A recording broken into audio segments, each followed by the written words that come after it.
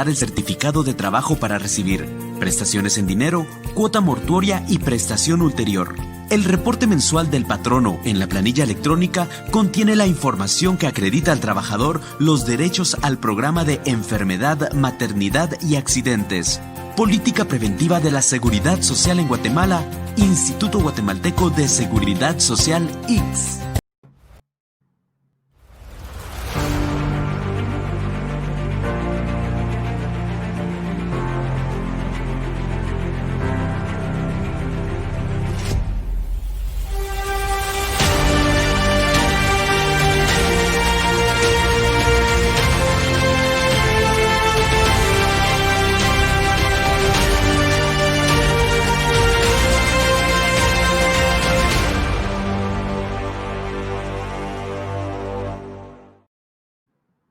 Hola, hola, amigas y amigos, ¿cómo están? Buenas tardes, bienvenidos en este lunes, el lunes 19 de octubre, un lunes rosa en todo el mundo, en Guatemala, una tarde de lluvia, una tarde de frío, mañana asueto, así que para quienes nos van escuchando amablemente en el tráfico, paciencia, porque seguramente está un poquito congestionado, y si está en casa, pues muchas gracias por estar junto a nosotros en esta tarde de 19 de octubre, Día Internacional del Cáncer de Mama, y por eso decía, el mundo se vista de rosa, y es una fecha donde pues muchas marcas, muchas empresas, muchas instituciones nos hacen conciencia sobre la importancia de la prevención justamente en el cáncer de mama, pero más allá del cáncer de mama debemos de buscar la prevención en nuestra salud integral, el cuidado de nosotros como mujeres, pues al cuidar de nosotros automáticamente estamos cuidando de nuestra familia, y por eso hoy quisimos invitar a una persona experta del tema para hablar un poquito más sobre esto que pues es sumamente importante y que tenemos que ponerle atención. Ya hace algunos días hablamos también del tema con una doctora invitada, y hoy tenemos de invitado a un doctor experto, ginecólogo y obstetra, graduado de la Universidad Francisco Marroquín, también con estudios en la Universidad de San Carlos, especialidad en mastología en Buenos Aires, Argentina, también en cuanto a ultrasonido gineco-obstetra y de mama. Él es el doctor Israel Contreras. Hola, doctor, ¿cómo está? Buenas tardes. ¿Qué tal? Muy buenas tardes. Gracias por la invitación. Es un verdadero privilegio poder compartir en esta tarde. Gracias, Marolín. Muy amable. No, a nosotros muchas gracias, doctor, por hacer tiempo y compartir con nosotros y con nuestra audiencia la importancia justamente de este tema. Muchas gracias a las señoras que se van sumando con nosotros. Gracias, Liz. Gracias, Connie. Buenas noches. Gracias por ser parte de Revista Mujer de Negocios. Espero que hoy tengamos mucha audiencia, no solo por el tema, sino porque sin duda alguna todas nuestra audiencia está participando en una promoción. Le cuento, doctor, hoy vamos a regalar un exquisito plato de fiambre, una decoración para centro juegos de mesa, gracias a Kemumbog, al chef Luisén Rodríguez, así que la ganadora se va a llevar un premio bonito, artesanal y además exquisito, así que confiemos que todas nuestras mujeres vayan sumando, y también para que aprendamos un poquito sobre la importancia de este tema y que nosotros como mujeres le tenemos que dar. Así que muchas gracias de nuevo, doctor. Cuéntenos un poquito, doctor, cómo podemos nosotros cuidar de nosotras en cuanto a este tema. Al cuidar de nosotros, cuidamos de nuestra familia, y cuál es esta importancia de la revisión mamaria y la evaluación ginecológica. Sí, bueno, primero que nada es totalmente importante dado el comportamiento de todo lo que es el espectro de enfermedades mamarias. Habría que hablar un poco de la naturaleza de la enfermedad mamaria. Lógicamente lo que más se le teme es al cáncer, ¿sí? Es una enfermedad Perdón que me interrumpa, doctor, y mi ignorancia. ¿Hay otro tipo de enfermedades que afectan las mamas? Totalmente. Tenemos el cáncer, que es la enfermedad maligna, que hay múltiples tipos de cáncer. Ajá. Y luego también tenemos enfermedades totalmente benignas, que no precisamente por ser benignas hay que dejarlas ahí por un lado y no ponerles la importancia que merecen. Por ejemplo, hay tumores benignos, fibroadenomas, que son tumores sólidos, totalmente benignos. Algunos se quedan de un tamaño uniforme, pero otros tienden a crecer. En las niñas, por ejemplo, hay fibroadenomas juveniles que crecen mucho, fibroadenomas gigantes, si bien siguen siendo benignos, pero son tumores que aumentan de tamaño y son totalmente destructivos y van dañando la mama, ¿de acuerdo? Sin ser un cáncer. Luego tenemos otras patologías como infecciosas, patologías inflamatorias. Hay una entidad que se llama granulomatosis mamaria o mastitis granulomatosa no lactante, ¿verdad? Que es una enfermedad totalmente destructiva. Y están las mastitis de la lactancia también, que pueden destruir la mama. Así que no solamente está el espectro maligno del cáncer, sino que también hay un componente benigno que hay que ponerle atención también.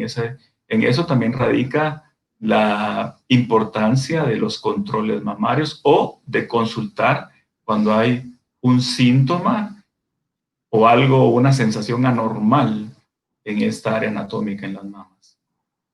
Doctor, en ese sentido, cuando hablaba de este tipo de tumores que se van presentando, ¿cómo los detectamos? O igual también el tacto se recomienda, o si usted mencionó la palabra niñas o adolescentes que ya están en crecimiento y las mamas les están creciendo, ¿cómo se puede detectar en todo caso ese tipo de situaciones?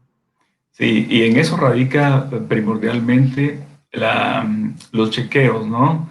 Es decir, en cuanto a las revisiones.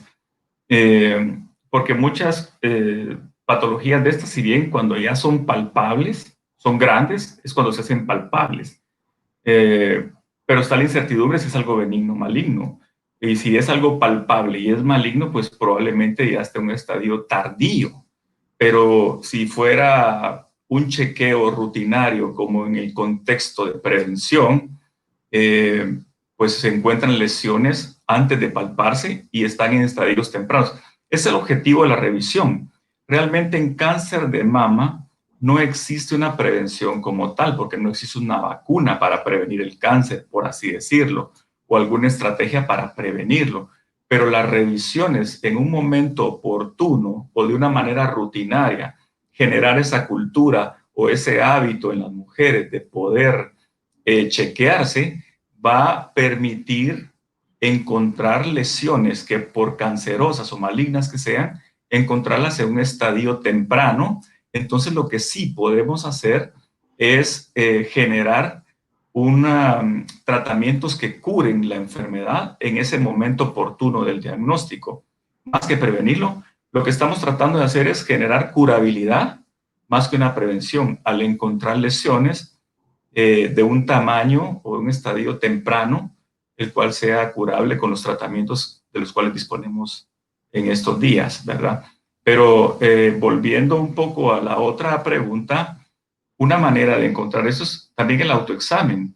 Y valga la pena mencionar ahora, por la etapa en la cual el mundo está atravesando este caos de la pandemia, esto ha generado que en todos los países, sobre todo en países que llevan un control estadístico un poquito más exhaustivo, más que llevarlo, yo diría que el sistema de salud, hay países que tienen, donde todo el ciudadano tiene acceso a un seguro.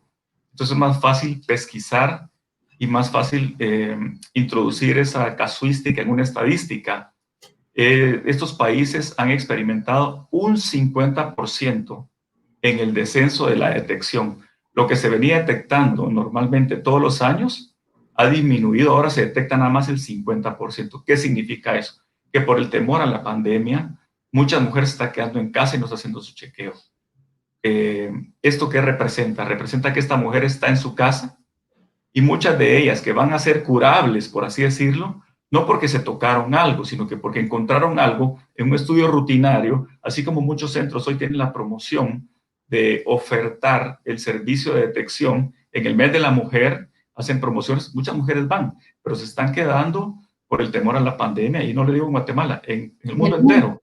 Yo leía, justamente, perdón que le interrumpa, doctor, leía algo ayer de ONU Mujeres, donde dice justamente que la parte, a nivel mundial, pues la mujer está siendo la más afectada en esto de la pandemia del COVID, y no solamente por el COVID como tal, sino justamente por este tema que usted menciona, en los centros de salud, dígase, claro, gobierno o algo, los pacientes no están llegando por sus tratamientos, o los fondos se están desviando para todo lo que tiene que ver el COVID y no para enfermedades, en el caso de las mujeres como este tipo que son los cáncer, ¿no? Entonces también hablaban de lo duro que está haciendo para la mujer en todos los sentidos la pandemia y el COVID, porque más allá de verse afectadas puramente con el COVID, se están viendo afectadas con otros temas de salud, y el cáncer es uno de ellos. Claro, eso es muy interesante porque de hecho COVID y detección, no solamente en cáncer de seno, sino en otros tipos de enfermedades malignas, se ha convertido en un tema de discusión y que amerita ponerle mucha atención, porque eso significa que ese 50% reducción en la detección que ha habido, esas mujeres están en su casa hoy y que están con la lesión maligna ahí y que no se han dado cuenta. Esa mujer que se iba a dar cuenta de esa lesión de manera incidental o en un estudio de pesquisa o de tamizaje, no lo va a hacer, se va a quedar con esa lesión. Y hay también estudios que, bueno, el COVID está afectando en ese sentido por el temor y la paranoia de no ir a adquirirlo, pero ponderando el riesgo de esta enfermedad y el riesgo del cáncer, pues creo que vale la pena que con todas las medidas pertinentes de seguridad,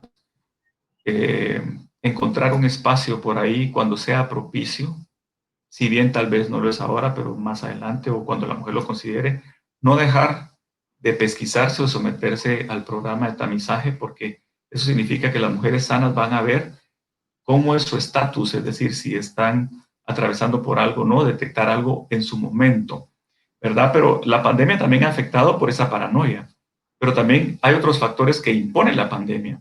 Impone pobreza también, porque mucha gente ha quedado en desempleo y no tiene acceso a los servicios de salud, porque son pagados muchos de ellos.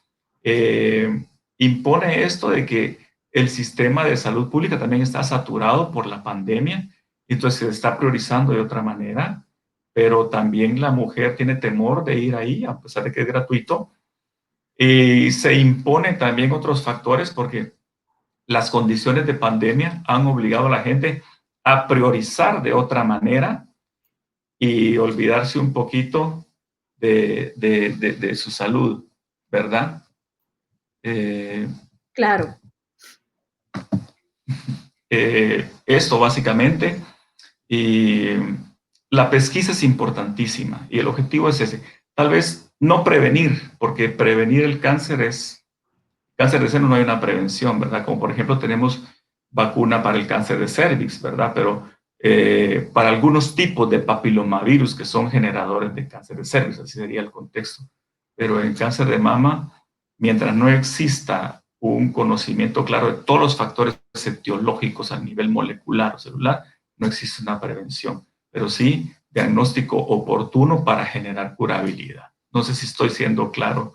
Sí, y aquí me surge una inquietud en cuanto a lo que usted menciona, doctor, porque pues las mujeres que se ven afectadas por estas situaciones tan complejas de un cáncer de mama, se preguntan a veces, creo que la primera pregunta o el shock que se da en su momento es, ¿por qué yo? ¿Por qué a mí? ¿Por qué me pasó? Entonces, ¿cuáles vendrían a ser como los factores generales que se dan en las pacientes que son detectadas con un cáncer de mama? Sí, el primero es la negación, ¿verdad? Esa negación, bueno, hay un temor. Las razones principales por las cuales la mujer no consulta es, en este caso hablamos de la pandemia, pero una de las razones es no tengo tiempo. Nunca, siempre va dejando relegado a las últimas casillas su salud. Y cuando se trata de salud dentro del hogar, se prioriza con los hijos. Luego el otro punto es la paranoia o el temor de obtener un diagnóstico positivo para cáncer. Se obtuvo el diagnóstico, es normal que muchas mujeres tengan una negación al tema, ¿verdad? Y ahí depende mucho de factores ya preestablecidos en cuanto a la psicología de cada uno, la personalidad de cada paciente, cómo maneja las cosas. Hay gente muy susceptible, pero también tenemos en el otro extremo gente muy escéptica y estoicos y complicado para ofertarle los tratamientos y siguen su vida y tal vez no van a aceptarlo, pero yo creo que el factor más importante es negación. Otro factor es el económico, volvemos al punto económico, porque no son tratamientos baratos, ¿verdad? Si bien hoy en día el sistema de salud pública cuenta con el arsenal para las terapias adyuvantes, llamémoslo así, que son las terapias posteriores a una cirugía, pero faltan algunas situaciones, algunos medicamentos de los cuales no se dispone, que están incluso fuera del alcance de una persona de clase media incluso, ¿verdad? Porque son carísimos, hay de 20,000 quetzales la dosis, 16,000, entonces eso es inalcanzable. Entonces el factor económico, el factor psicológico, la negación, etcétera, etcétera. Y en cuanto a instituciones que den ese apoyo para pacientes que no tienen el ingreso o el poder adquisitivo para llegar y pagar esos tratamientos en la parte privada, doctor, ¿cómo ve usted el panorama en Guatemala? En medio de todo, yo creo que sí hay una oferta de atención para ese tipo de casos. Está INCAN. INCAN tiene una atención pues, muy adecuada, obviamente. Es un centro especializado, creo que es adecuado. Y también estamos hablando de ICS, que es una verdadera bendición para las pacientes que están cursando con algunos tipos, incluso de cánceres que ameritan terapias un poco más onerosas o más especializadas. Yo creo que ICS es una bendición total. Y el sistema público general de salud ya cuenta con recursos para esto. Yo creo que el punto álgido aquí es la no pesquisa, que la mujer no acuda. Eso, porque ahí está el sistema de salud. Ahí puede ir la mujer a hacer sus estudios. Y luego también tendríamos que hablar del autoexamen de mama, ¿verdad? La autoevaluación mamaria. Que si bien la autoevaluación mamaria no es un método diagnóstico, sí es un recurso muy importante para que una mujer se conozca, que se conozca. Al conocerse una mujer en su momento va a detectar cualquier anormalidad. Algo que no estaba lo va a detectar en su momento. Pero regresando un poco, yo creo que sí existe la oportunidad en el sistema para que una mujer pueda tanto pesquisarse como tratarse para algunos tipos de cánceres. Y en cuanto a los factores que vienen a ser como comunes o que se dan más en las pacientes que dan positivo, doctor, tienen que ver situaciones de alimentación, de sedentarismo. ¿Qué patrones son los que más se repiten en las pacientes que dan positivo? Ya, claro, entiendo. Como factores de riesgo, me está preguntando. Estos factores de riesgo, pues, no es que un factor en sí sea un desencadenante o un generador puramente, pero yo creo que si se conjuntan varias cosas, pueden articularse y desencadenar una enfermedad. Hay un eslogan que dice, los que traen el ticket, no todos se sacan la lotería. Los que traen el ticket premiado, no todos tienen la lotería. ¿Qué significa esto? Porque hoy en día lo que sabemos es que el cáncer es genético, ¿de acuerdo? Pero genético no es sinónimo de hereditario, eso sí lo quiero aclarar. El cáncer es genético. Entonces, hay una anomalía genética, una mutación genética que desencadena un cáncer. ¿De acuerdo? Entonces, esas mutaciones genéticas pueden favorecerse con algún estilo de vida.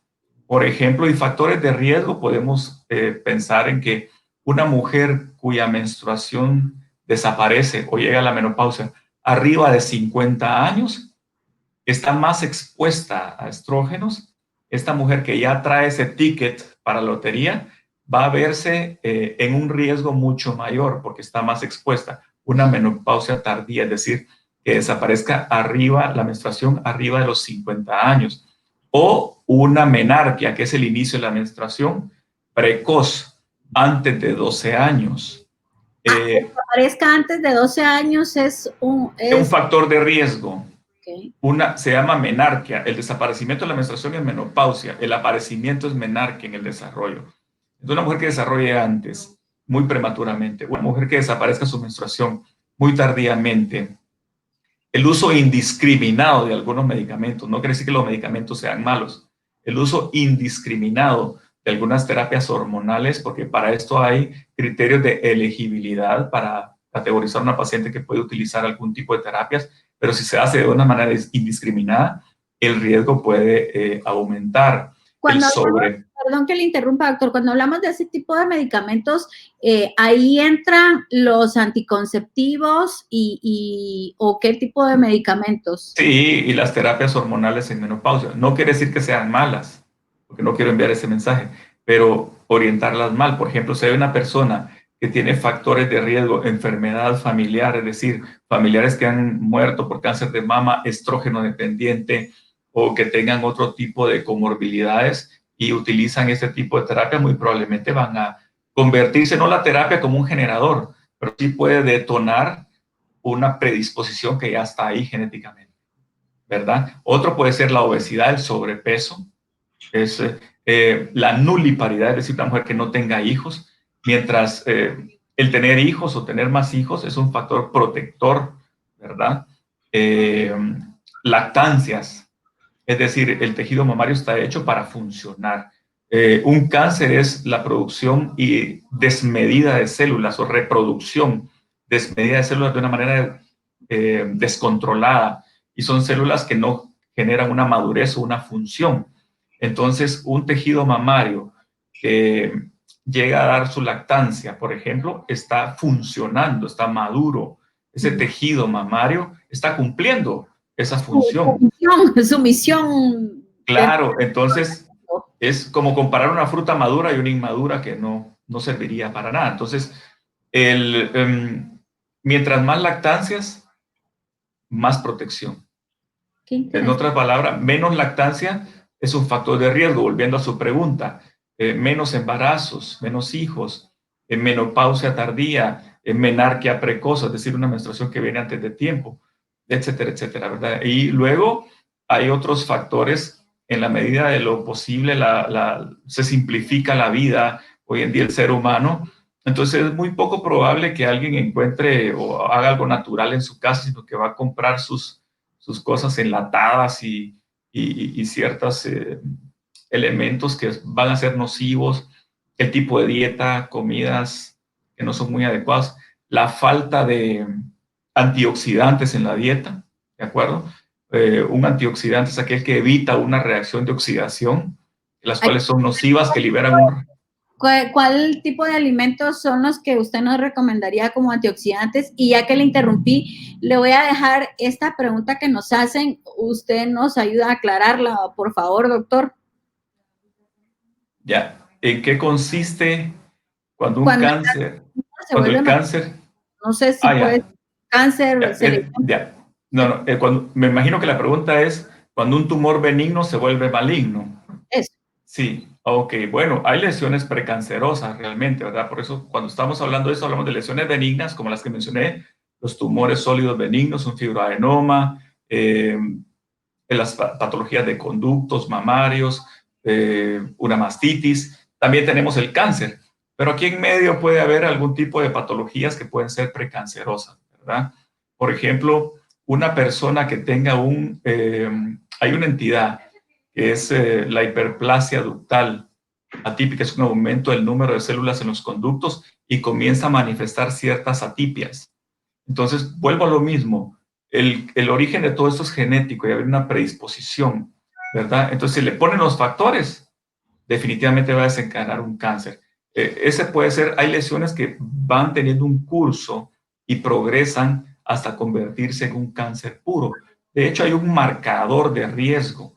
Hay dos tipos de cánceres in situ. Cuando hablamos de in situ, la palabra in situ es un estadio previo a lo invasivo. los tumores in situ pueden ser en el cervix, en todos lados, ¿verdad? Pero en la mama, un cáncer in situ no es lo mismo un lobular in situ que un ductal in situ. Un ductal in situ ya es otra cosa, pues un monstruo que hay que tipificarlo con otras escalas. Y un lobular in situ suena como cáncer, pero es un marcador de riesgo. Se puede hacer una resección y esa paciente tiene riesgo alto de ser un cáncer en el futuro, un cáncer invasivo.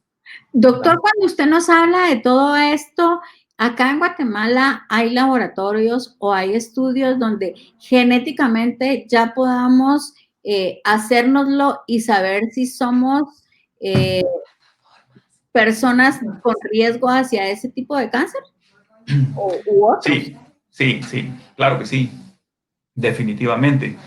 Hay, antes de contestar esta pregunta, además hay otras lesiones.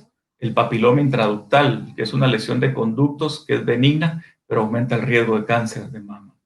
La adenosis esclerosante también es una lesión que se puede considerar también dentro de las riesgosas. ¿La que Y dice, sí, doctor? adenosis esclerosante. ¿Qué es eso? Sí. Es un cúmulo de tejido que tiene una mezcla de tejido glandular con un poco de fibrosis, ¿verdad? Y puede presentar algunas células atípicas a futuro y generar un cáncer, pero es menos frecuente que los otros que acabo de mencionar, como la hiperplasia ductal atípica o el, um, como el papiloma intraductal o como el carcinoma lobular in situ. Y bien, pero cuando hay pacientes que definitivamente van a tener riesgos mayores, dentro de estos podemos tomar a las pacientes y si tienen riesgos, como el caso que usted vimos de Angelina Jolie, creo de que se hizo Ay, un test. Estos estudios ya se disponen de ellos, ¿verdad? acá, Incluso creo que sí, de hecho, hay estudios que pueden costar entre $3,000 y $3,500, más o menos. Es el BRCA1 y BRCA2. Estos son de los famosos conocidos como guardianes celulares, así se les conoce de una manera coloquial, pero ellos están ahí como realmente como un guardián, porque toda célula puede tener dentro de su genoma, su material genético, genes que propician el crecimiento. Recordemos que el curso normal es nacer, crecer, reproducirse y morir, ¿verdad? Es una célula, por así decirlo, se reproduce y muere, viene programada. Por ejemplo, el glóbulo rojo dura 120 días. Algunas células intestinales, unos días. Las de piel pueden durar 2 semanas. Pero si se reproducen de una manera desmedida, puede formarse un tumor porque ya no mueren, claro. ¿verdad? Entonces ya no mueren. Entonces el BRCA1 y BRCA2 se dedican a regular a estos protoncogenes o los que propician el crecimiento los regulan. Es como que alguien se quiera salir de control y tenga un guardia por acá que lo regula. Pero cuando estos reguladores mutan por exposiciones, radiaciones o algunos de los factores que mencionamos, o ya viene predispuesta la persona, entonces surge el cáncer. Afortunadamente, un 85%, más o menos, a un 90% es de los cánceres son de carácter que le llamamos esporádicos, que no son hereditarios. ¿De acuerdo? Y un 10 a 15% son hereditarios. ¿Sí? Esos 10 a 15% hereditarios son los que podemos tamizar con esos test del BRCA1 y BRCA2. Afortunadamente en Guatemala ya hay algunos centros donde incluso no cuesta $3,000, $3,500, es mucho más barato, a mitad de precio, diría yo, y se puede tamizar familiares que tengan en primer grado o dos familiares, los que llenan los requisitos para hacer este tipo de estudios, Claro. ¿verdad? Doctor, le pongo en pantalla esta consulta. Liz, lamentamos lo de tu amiga que coincidentemente pues mencionas ahí lo que le pasó hoy, ¿verdad?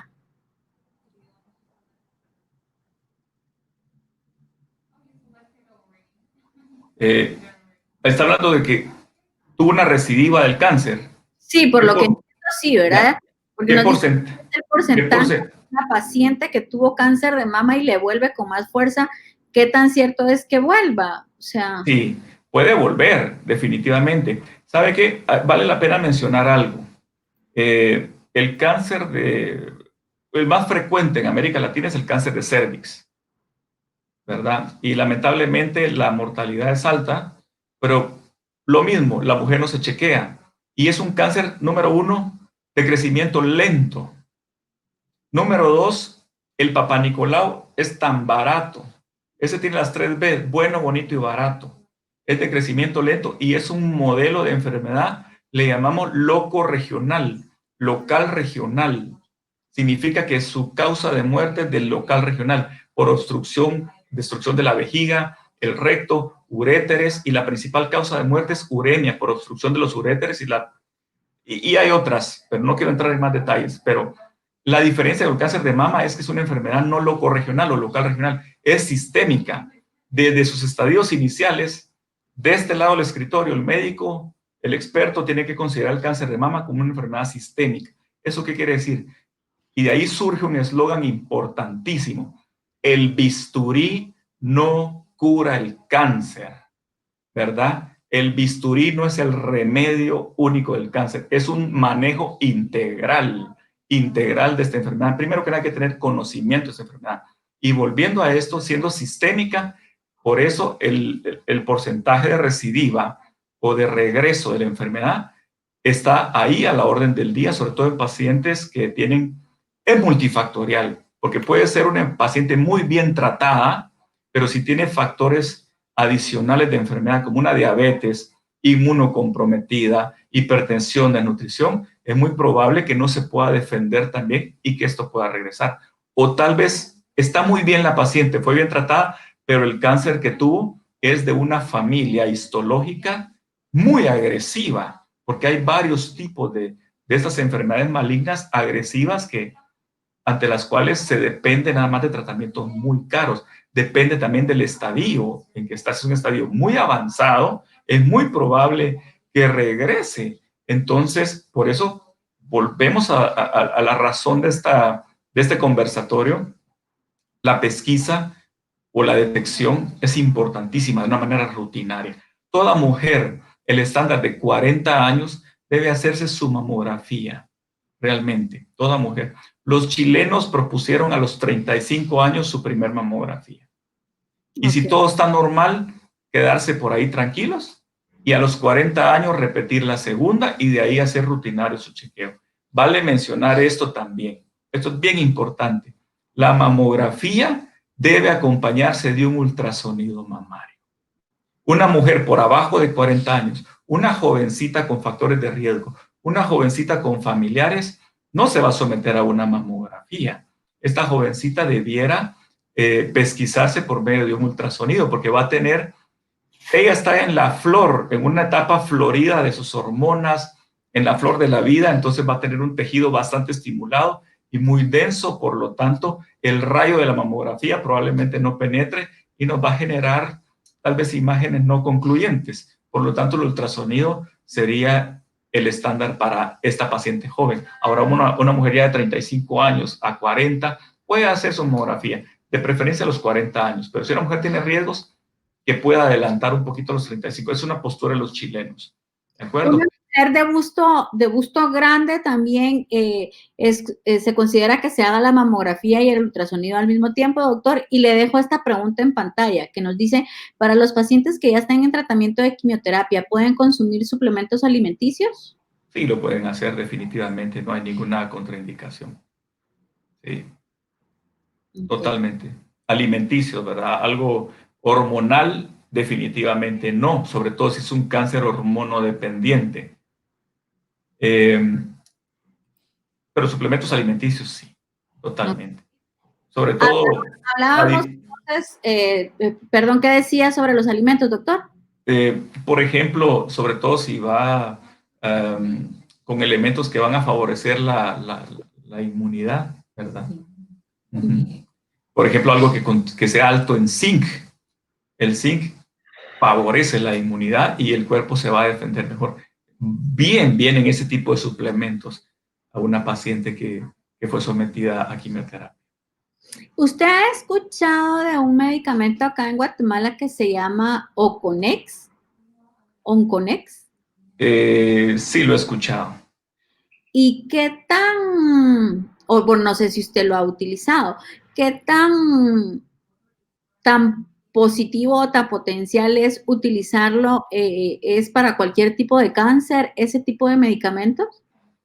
Lo he escuchado, mas no estoy familiarizado con su uso, Ok. porque definitivamente en los protocolos estándares a nivel mundial no aparece como parte del arsenal. Habría Ah, que investigar un poco, tampoco soy una persona que... es un producto local, ¿no? Es un medicamento creado acá en Sí, Guatemala.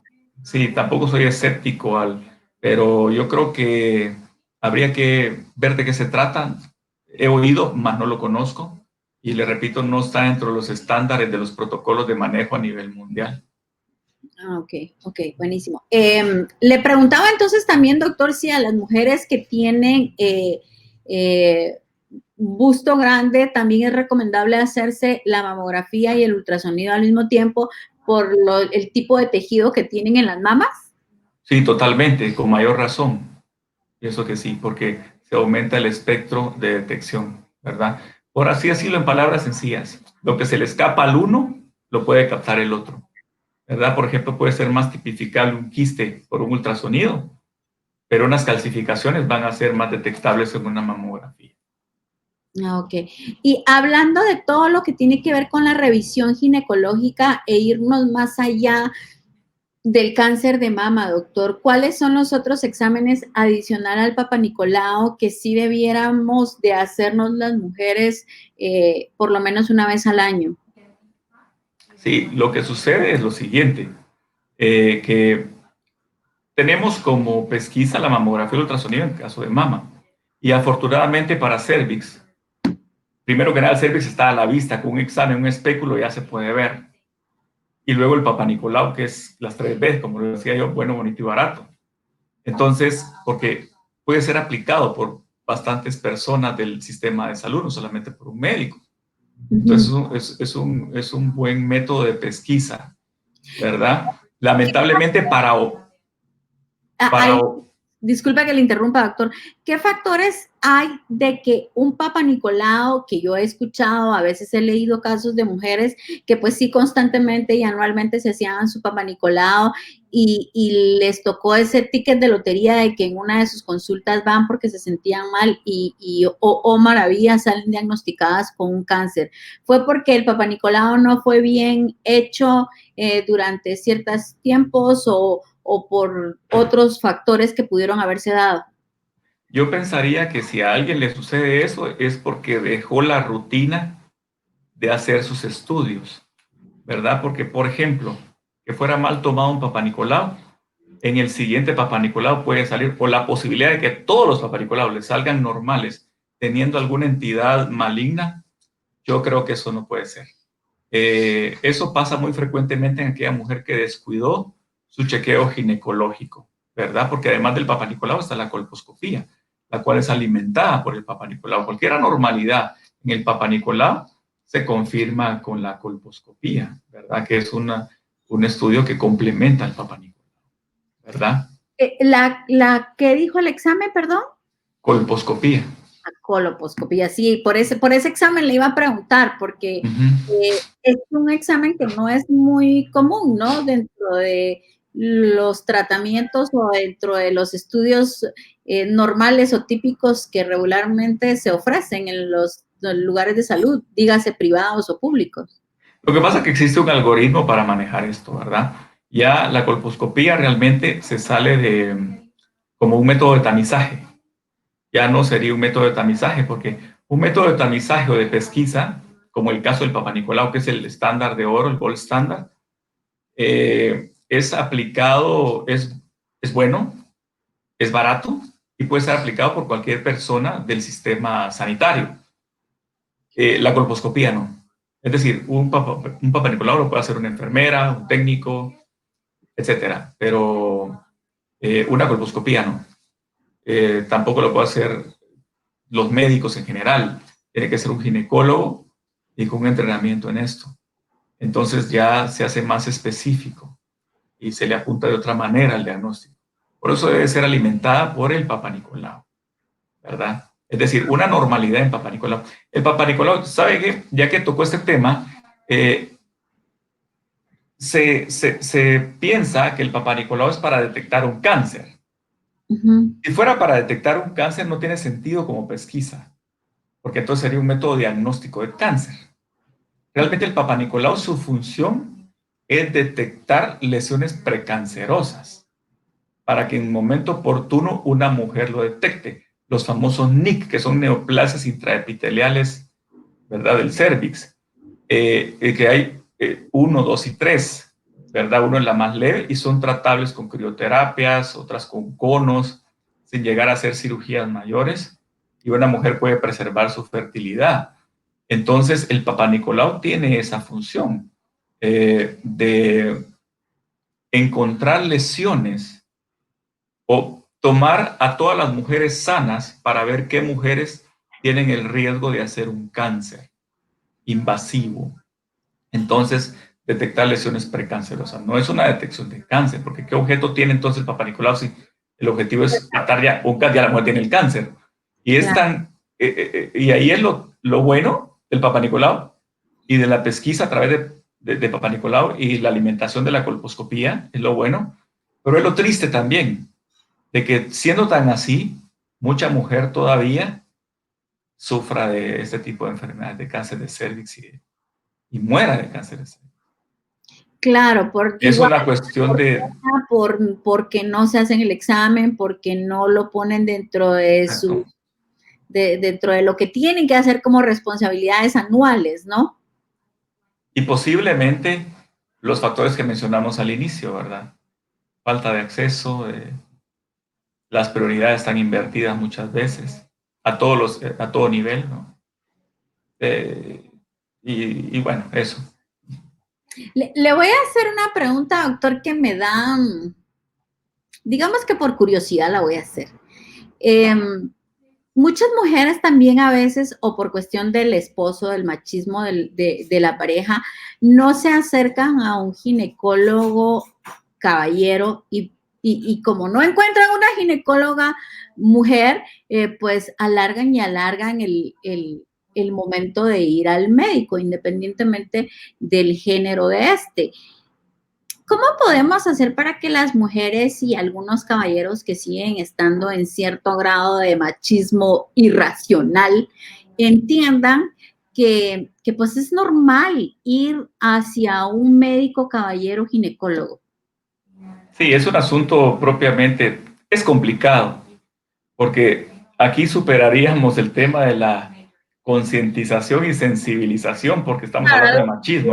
¿No? Y Uh-huh. claro, entonces es un asunto cultural y es más allá, yo lo veo como una afección no solamente en ese aspecto, sino que en otros, ¿verdad? Porque acuérdese, mire cómo hoy en día que se le ha puesto mucho asunto al tema del abuso de la mujer, ahí se manifiesta el denominador común, machismo, ¿verdad? Entonces es un flagelo que viene desde la frontera con el Río Grande hasta la Patagonia, ¿verdad? Yo creo que a nivel mundial, pero más acentuado en América Latina, es complicado. Yo pienso que más allá de la concientización y la sensibilización, yo creo que es un problema cultural que es complicado. No sabría yo decirle cómo pudiera hacerse. Tal vez que, bueno, la mayoría de esposos entran a la consulta con sus esposas, ¿verdad? Y aún así es complicado, ¿verdad? La mayoría entran con sus esposas. Yo creo que ese podría ser un punto, Qué ¿verdad? interesante.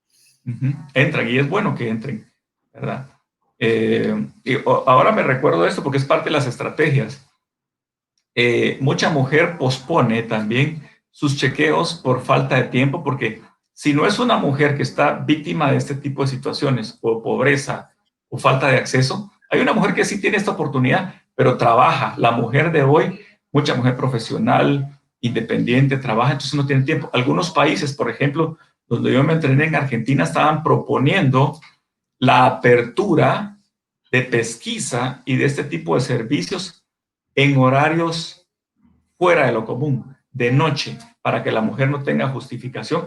Y la segunda cosa que estaban haciendo, estaban promocionando el hacerse su mamografía, ultrasonido o la citología el día de su cumpleaños, Qué en interesante. promoción, para generar ese atractivo o un incentivo, ¿verdad?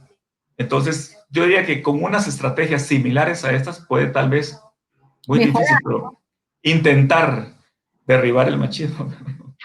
Bueno, sí, es un patrón cultural y pues sí, sería cuestión de hacer toda una campaña de sensibilización y de educación hacia el género masculino también, ¿no? Más allá de decir, cuídate. Bueno, ahora habría que preguntarle a todos nuestros compañeros hombres cuántos hacen su chequeo de próstata.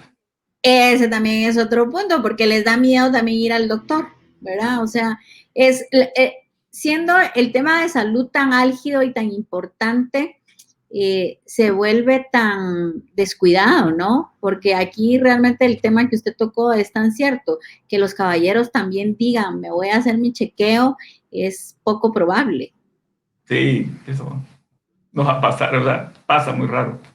Sí, solo porque de verdad ya se están sintiendo mal, entonces deciden ir al médico. Y ahí es cuestión de pareja también, ¿verdad? De que nosotras las mujeres, pues le digamos a la pareja, ve, hazte el examen y todo esto, ¿no? Para que Sí, sea total, una sinergia y un verdadero trabajo en equipo en todos los sentidos de la palabra.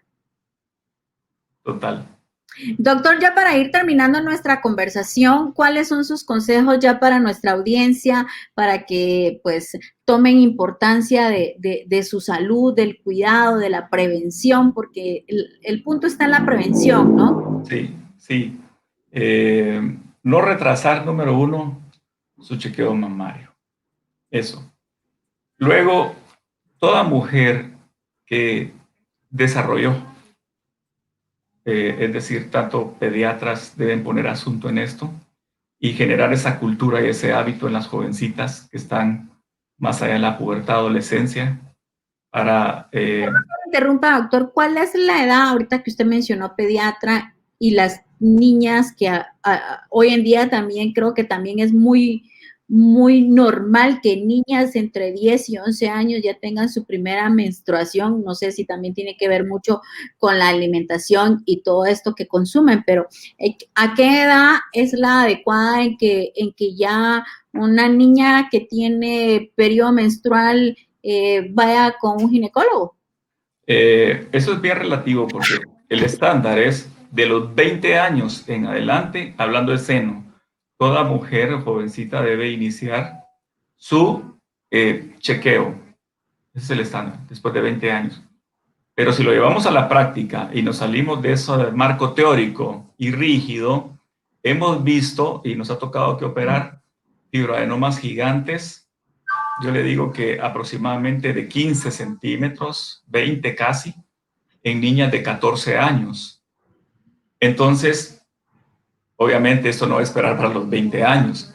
Por eso el consejo es que el pediatra en este momento pues genere esa cultura y ese plan educativo para que la mujer y los padres de esta jovencita contribuyan para ese hábito, ¿verdad? Y es bueno también que las jovencitas que desarrollaron ya tengan su chequeo con su ginecóloga o ginecólogo, ¿verdad? Obviamente es diferente la evaluación, son ultrasonidos aquí por arriba, por el abdomen, ¿verdad? Transvesicales, ¿verdad?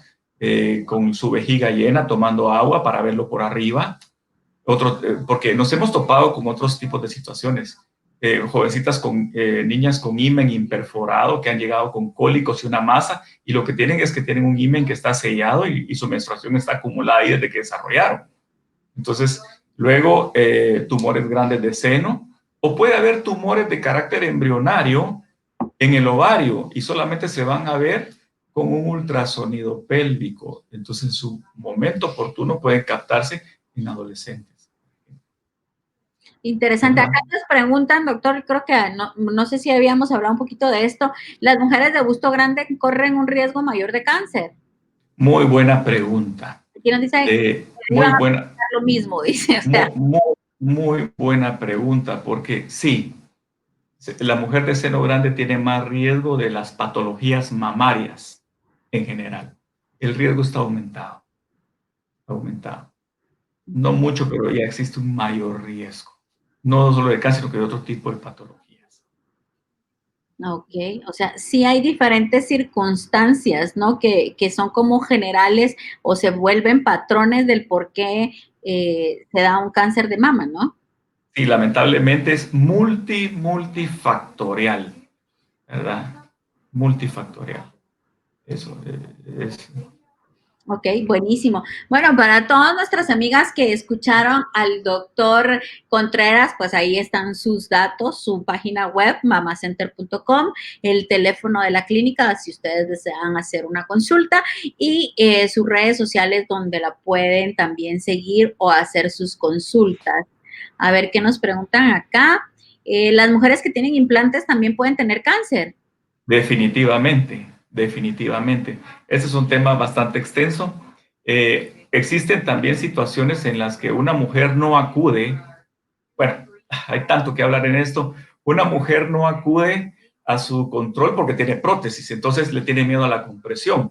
Lo que sí tiene que saber una mujer, y en todos los centros, es que hay una proyección especial que se llama proyección de Eklund, porque también se vende la idea de que para la mujer con implantes, pues la resonancia magnética, obviamente una resonancia magnética es carísima, y si no pueden pagar a veces una mamografía, una resonancia magnética, pues mucho menos. No, me imagino Entonces, que una mujer que se pagó unos implantes mamarios debe de poder y debe de tener para pagarse ese tipo de examen, digo yo, pues, ¿verdad? teóricamente sí. ¿Verdad? Porque Teo, decide teo, un implante es porque, no sé. te, teóricamente sí, Uh -huh. teóricamente sí, pero una resonancia magnética es cara y no la va a estar haciendo ya cuando lo suma anualmente. Claro. Y a veces hay situaciones, bueno, este es un tema un poco más amplio, porque hay, lo voy a mencionar, hay pacientes que me han consultado y me han preguntado de si se pueden ir a hacer su cirugía estética, y yo no veo ninguna necesidad de cirugía estética, pero lo hacen, ¿verdad? Y con mucho esfuerzo, y con muchos, Falta de autoestima, pero... yo creo que por ahí, con mucho esfuerzo, a veces el machismo también tiene mucho que ver, una presión por ahí. Pero al mismo tiempo yo lo amarro con falta de La autoestima. autoestima. Porque si el caballero Entonces, no me ama como soy, chao, adiós, que te claro, vaya bien. entonces con mucho esfuerzo reúne para una cirugía de este tipo, pero entonces ya para el seguimiento ya es un poco más pesado. Pero es más fácil que esto, porque no tiene que ir a eso. Tiene una resonancia magnética, perdón, una mamografía analógica, como le llaman, normal, la convencional, con una proyección de Eklund. Eklund se llama una remoción o mover el implante en ciertas direcciones para poder captar y que el rayo pueda ver. No es de cosa del otro mundo. Con una Eklund, fantástico, se puede hacer el chequeo anual. Una paciente entonces va a entrar a un sistema de pesquisa normal como el de cualquier otra mujer. Ahora, toda mujer que va a un implante mamario debiera tener exámenes de pesquisa previo a realizar esto, pero muchas de ellas no lo hace. probablemente no lo tengan. Entonces eso es bien, bien, bien importante, ¿verdad? Ahora, la pregunta también es si puede tener cáncer. Es más frecuente. No, el mismo riesgo tiene, pero surgió alguno, yo no quisiera entrar en ese tema porque podemos entrar en alguna controversia. Este tema es bien extenso. Hubo dos tipos de prótesis que se retiraron, las famosas PIP, las Poly-Implant prótesis. Estas se quitaron, son unas francesas, pero esto fue porque a una de ellas les pusieron un material no certificado, ¿verdad? Entonces se consideró hasta cierto punto de la empresa como una estafa a nivel mundial. Entonces solo en un país, sin mencionar el nombre, ahí se pusieron 15,000 prótesis entre el 2007 y 2010. Hay mujeres que las tienen todavía, las debieran quitar mejor. Ese es el protocolo, porque no sabemos si está dentro de las que fueron con material no certificado. Pero esto no es porque genere cáncer.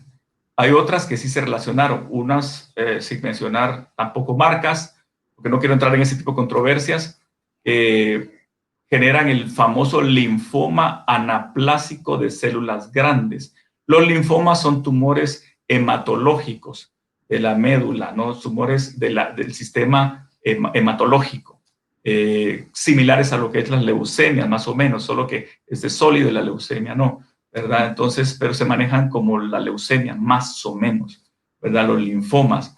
Entonces, la pregunta es por qué algunas pacientes tuvieron linfoma anaplásico de células grandes y se detectó en el seno y se relacionó con un tipo de implante texturizado de tipo rugoso. Estos implantes son los más apetecidos o los más adecuados o los más buscados de preferencia del médico que hace ya sea cirugía estética o en algunos casos la reconstructiva después de un expansor, porque son los que se captan bien, los toma bien la mama, no deja de ser un cuerpo extraño, pero en estos, sin mencionar la marca, unos de ellos generaron líquido. Entonces también vale la pena que esta mujer que tiene implantes haga sus chequeos rutinarios anualmente. Y vuelvo y repito, mamografía y ultrasonido en la mujer que supera los 40 años, ¿verdad? En la mujer que tiene menos de 40 años, solo es ultrasonido, ¿verdad? Puede individualizarse, pero a veces se encuentra líquido y toda mujer que tiene líquido o alguna colección a la par del implante, esta mujer pues tiene que consultar con su médico estético que le puso los implantes, porque sí nos hemos topado con algunos casos de estos, se ha tenido que retirar el implante. Lógicamente, el linfoma anaplásico de células grandes han sido pocos casos a nivel mundial, muy pocos casos. Entonces, las posturas son estas. Algunos colegas donde yo me entrené dicen, no hay una relación causa-efecto y son pocos casos a nivel mundial, por lo tanto podrían seguir usándose con la respectiva prudencia. Otros dicen, existe un porcentaje de relación, tal vez no causa-efecto, pero las que tienen linfoma anaplásico tuvieron este implante rugoso. Ahí está un porcentaje, por pequeño que sea. Claro. Entonces yo prefiero poner otro tipo de implantes y me ahorro el problema. ¿Para qué voy a andar por hablar en términos sencillos, saliéndonos de las estadísticas? Y hay otros que dicen, usémoslos. Claro. Pero hay muchas posturas, pero yo solo lo... Bellas y perfectas, así que todas las mujeres que me están viendo, amémonos tal cual somos, bellas, hermosas, preciosas, con un cuerpo perfecto, y no estemos buscando ponerle a nuestro cuerpo nada ajeno. Aprovecho, doctor, y antes de despedirlo, si le podemos responder aquí a la señorita Dubón. Dice, me salió una chibola en el pecho, ya me dieron antibiótico y medicamentos, pero no se deshizo, me imagino que quiso poner. Ahora mandaron a hacer un ultrasonido, pero no saben qué ven. No. Lo que pasa es que si le dejaron antibiótico, esa chibolita, que dice ella, esa masita, podría ser quística y están pensando tal vez en algo infeccioso. Muy frecuentemente las patologías, las enfermedades de los conductos mamarios, estas enfermedades, así se les llama, las ectasias ductales o los papilomas intraductales, o algún tipo de inflamación, la famosa mastitis periductal. Pero bueno, a veces esto puede ser por malos manejos de lactancia, a veces puede ser por un tapón de queratina. La queratina es la sustancia de las células de la piel, se forman tapones y tapan los conductos y ya no sale la leche y se quedó ahí guardadita. Por así decirlo, en términos sencillos, se descompuso y se abscesó y quedó en el conducto. Probablemente sea eso lo que están viendo y por eso le dejaron antibiótico. O probablemente tengo exceso de producción de la hormona prolactina y tenga una ectasia ductal también y por eso le dejaron antibiótico. O por algún mal manejo de lactancia. Hay mujeres que se preocupan y dicen trabajo, otras situaciones, tienen 2 meses de haber tenido al bebé, 3 meses, y sacan ya le cortan lactancia al bebé porque lo que le preocupa es la lactancia, pero no consultan con su médico para que suprima la producción de hormona que genera lactancia, que es la prolactina. Entonces tendría que dar un medicamento para suprimir lactancia. Hablemos en términos sencillos, para secar la leche, ¿verdad? Por así decirlo. Pero es supresión de la lactancia. Al final, nuestro cuerpo tiene su ciclo, ¿no? Y lamentablemente como humanos debiéramos, no lo entendemos y no lo aceptamos como debe de ser, que es ese ciclo natural de que, ok, tuvimos un hijo y vamos a darle de lactar el periodo adecuado, ¿no? Pero a veces tenemos... Sí, mire, la lactancia es otro tema también muy interesante porque además de que generar los primeros días de lactancia es la primera vacuna del bebé. El calostro es la primera vacuna porque le está pasando todas las inmunoglobulinas de defensa de mamá, se la está pasando al bebé los primeros días, los primeros 8, 15 días. Y luego lo elemental en cuanto a nutrición, que representa para el bebé, pero siempre se dijo que 2 años de lactancia, luego se dijo que 1 año, pero ahora se está volviendo a prolongarlo más del año porque después del año el factor nutricional para el bebé ya no es tan importante. Claro. Pero los bebés que han lactado poco, los que han lactado más del año, se ha identificado que a futuro son personas con mayor seguridad, con una personalidad más definida, más seguros de sí mismos, y el apego materno es lo que favorece más allá del año. Claro, 3 meses, pues ya le estamos quitando la leche materna, o sea, hay tantos factores, ¿no? Que debemos de cuidar. La verdad que la conversación ha estado súper interesante, doctor, muchísimas gracias, ya se nos fue la hora, de verdad, increíblemente, así que de verdad. Solo para contestar la pregunta de ella, probablemente es algo infeccioso, hay que evaluar prolactina, hay que ver un ultrasonido, ver si es quístico, y esa masita a ver si desaparece, y evaluar muy puntualmente, porque si es un papiloma intraductal, hay que resecarlo mejor. Si es una ectasia ductal que no resuelve, ya tiene secreción, toda secreción sanguinolenta o de color verdoso, algo así, muy probablemente involucre una patología precancerosa por lo menos. ¿Usted evalúa a este tipo de pacientes, doctor?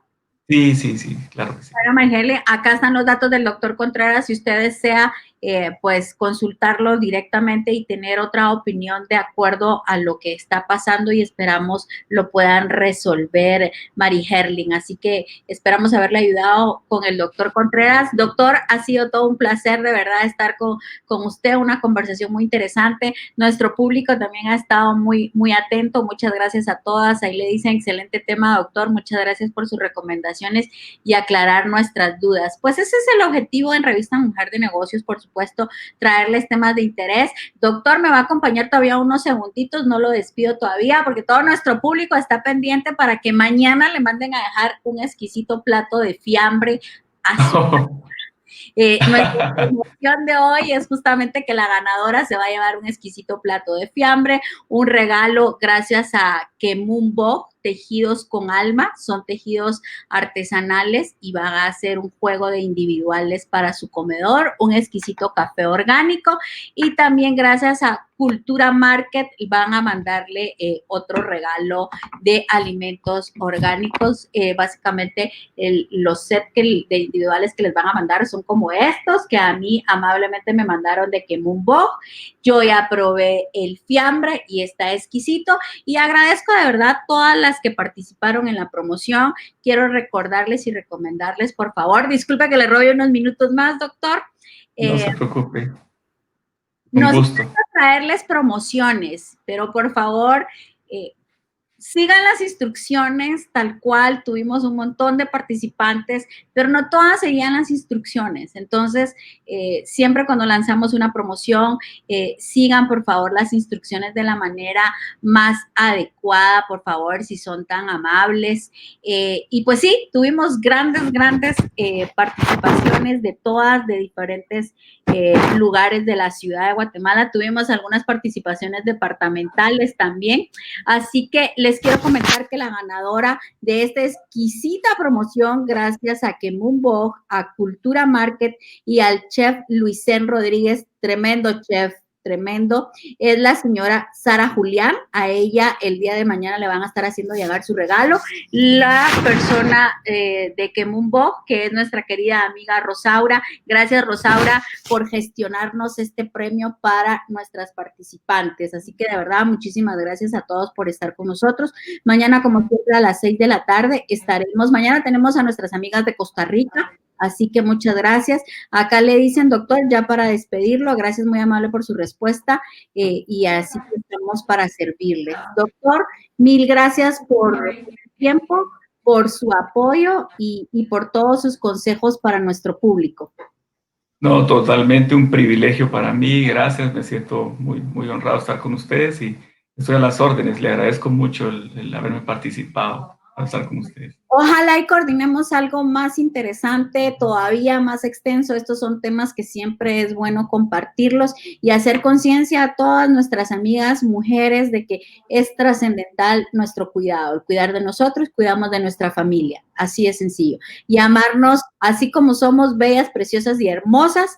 Y para que sigamos más bellas, pues tenemos que cuidar nuestra salud. Así que, doctor, linda noche. Bendiciones. Que no olviden el autoexamen de seno, que sea su autoexamen, el tercer al séptimo día después de la menstruación. Perfecto. Muchísimas gracias por sus consejos. Gracias a todos. Bendiciones. Gracias. Ahora, en el ICS, todo es más fácil. Desde el 6 de julio no necesitas presentar el certificado de trabajo para recibir prestaciones en dinero, cuota mortuoria y prestación ulterior. El reporte mensual del patrono en la planilla electrónica contiene la información que acredita al trabajador los derechos al programa de enfermedad, maternidad y accidentes. Política preventiva de la Seguridad Social en Guatemala, Instituto Guatemalteco de Seguridad Social, ICS.